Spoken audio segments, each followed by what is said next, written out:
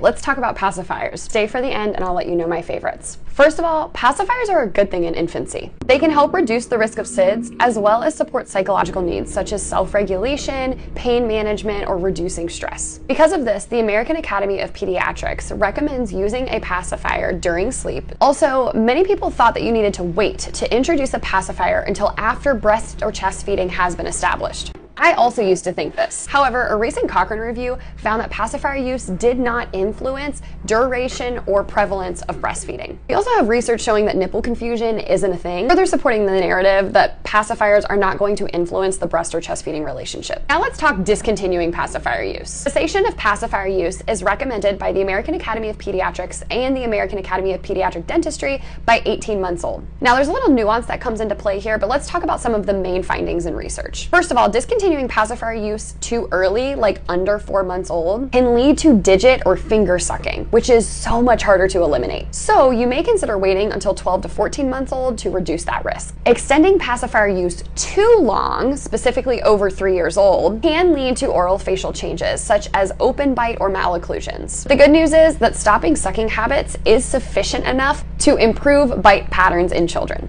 Additionally, the research shows that oral facial changes from pacifier use is more due to duration of use than frequency. When discontinuing pacifier use, positive reinforcements are preferred over negative, as this can inadvertently lead to power struggles or extended pacifier use. A couple of things to be aware of from a safety standpoint. Pacifiers with less pieces have less risk of coming apart and becoming a choking hazard. Regular checks on pacifiers should be completed to see if there's any rips or tears, which again could increase the risk of choking. Routine sterilization should be used on pacifiers to reduce the risk of oral yeast infection. So, what's my favorite pacifier? Truthfully, it's the one that your infant prefers. While I like single-piece pacifiers, the one that works best for your child is the one for you. Oh, and with that being said, if your infant doesn't like pacifiers, don't force it. That's totally okay. Hope this helps answer some pacifier questions.